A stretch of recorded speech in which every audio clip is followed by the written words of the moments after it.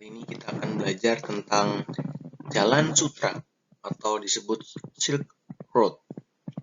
Sebelum era kolonialisme dan imperialisme, dunia di dalam perdagangan melakukan Jalan Sutra.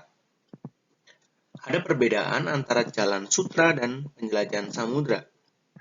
Kalau penjelajahan samudra adalah era perdagangan yang lebih modern dengan cara berlayar dengan kapal yang besar antar negara atau benua.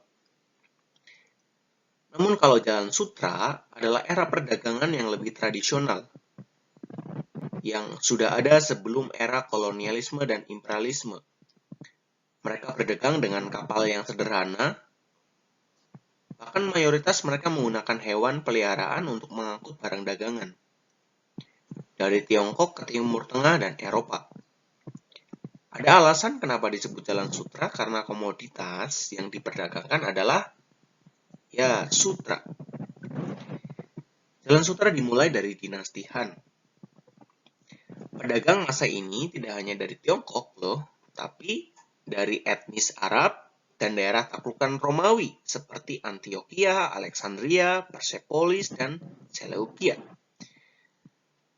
Kenapa daerah taklukan Romawi sudah mulai melakukan perdagangan mandiri? Karena kita tahu abad 9, bangsa Kekaisaran Romawi sudah hancur.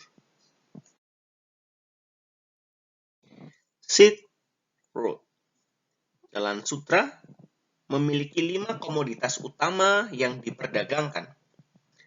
Pertama sutra, kedua emas, ketiga teh, ada giok atau disebut jet, dan rempah-rempah.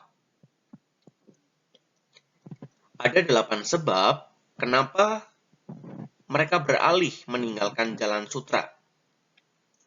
Penjelasannya, pertama waktu. Jalan Sutra memerlukan waktu yang sangat panjang. Kedua, kuantitas.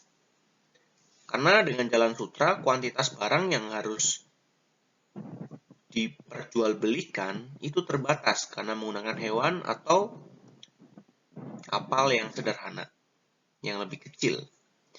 Termasuk juga perihal tentang kualitas. Harus menempuh segala medan, otomatis akan membuat bahan baku yang diperjualbelikan itu mengalami kerusakan.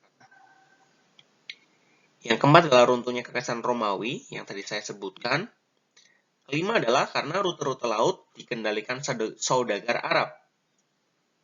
Karena inilah mereka beralih ke jalur darat, walaupun masih ada yang juga melakukan lewat jalur laut secara sembunyi-sembunyi. Selanjutnya adalah masalah keamanan. Ada perampokan, ada bajak laut, dan seterusnya.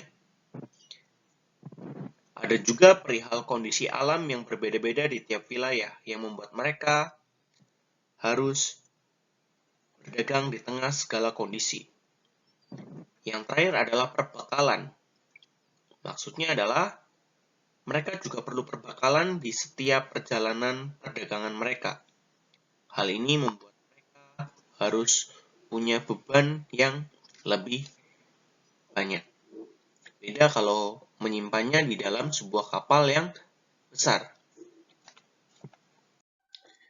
Setelah Portugis menjadi bangsa pertama yang masuk ke Nusantara, ada bangsa Spanyol. Ia masuk ke Nusantara atau Indonesia. Tokoh pertamanya adalah Ferdinand Magellan. Namun ia hanya sampai ke Filipina. Tokoh Spanyol yang membimbing mereka ke Indonesia sampai ke Maluku dan akhirnya ke Tidore adalah Sebastian Elcano. Rakyat Tidore sangat menyambut baik orang Spanyol. Namun sebenarnya ini adalah sikap politis dari kerajaan Tidore. Alasannya karena Tidore mencari sekutu untuk melawan Ternate yang terlebih dulu bekerja sama dengan Portugis. Hal ini tentu berkaitan dengan persaingan ekonomi untuk mendapatkan rempah-rempah. Sampai akhirnya Portugis dan Spanyol mengalami konflik. Namun dengan baik diakhiri dengan Perjanjian Saragossa tahun 1529. Isinya ada dua. Satu, Spanyol meninggalkan Maluku dan mendapatkan daerah Filipina. Kedua, Portugis tetap berkuasa di Kepulauan Maluku. Setelah Portugis, Spanyol, muncullah bangsa ketiga, yaitu Belanda. Dia sangat lama menduduki Nusantara. Di Nusantara, Belanda membentuk yang kemarin saya sebut adalah VOC. Namun akhirnya bangkrut. Oke, ada kemunduran VOC disebabkan oleh dua faktor. Faktor intern, kedua adalah faktor ekstern. Faktor intern adalah para orang VOC melakukan KKN. Kedua, moral pegawai dari VOC itu rendah karena mereka dibuktikan suka foya-foya. Ketiga, daerah VOC yang luas di Indonesia, namun minim pengawasan. Hal ini membuat daerah-daerah dan para pegawai itu saling KKN dan bertindak dengan sendirinya. Akan sampai adanya perlawanan dari rakyat lokal yang tidak bisa diatasi oleh VOC. Faktor ekstern. Pertama adalah utang perang yang besar karena perang lokal. Karena banyak sekali perlawanan rakyat lokal ketika Belanda datang. Kedua adalah revolusi Prancis yang membuat Belanda jatuh ke tangan Prancis.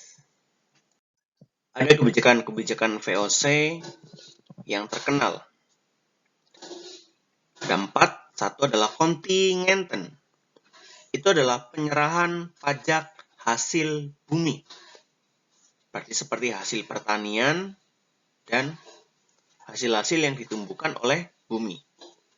Kedua adalah Verpflichtleverantie.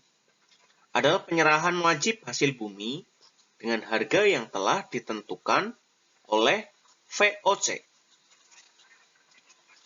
Ketiga adalah ekstirpasi. Tebang kelebihan jumlah tanaman agar produksi tidak berlebihan sehingga harga dapat dipertahankan. Keempat adalah pelayaran hongi. Adalah pelayaran dengan perahu kora-kora untuk memantau penanaman dan perdagangan rempah-rempah.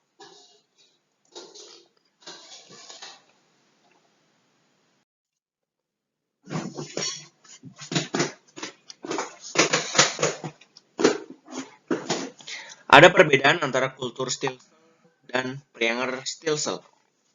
Kita cermati dari katanya. Kultur Stilsel.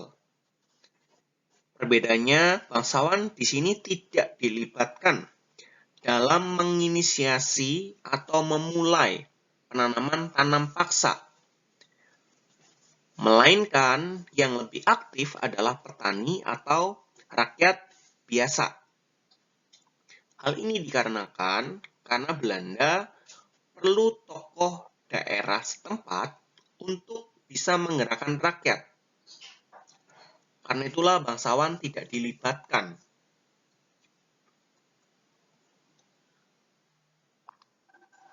Kedua adalah Preanger Stilsel.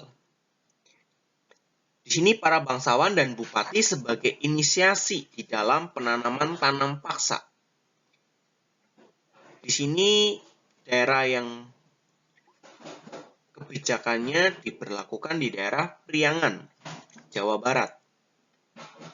Pada masa ini, VOC perlu namanya meningkatkan sumber dana. Karena itu mereka beralih ke perkebunan, teh, tembakau, dan seterusnya untuk supaya bisa mengisi dan memenuhi kas Belanda untuk memenuhi segala kebutuhan militer, perang lokal, maupun eksistensi Belanda di dunia internasional.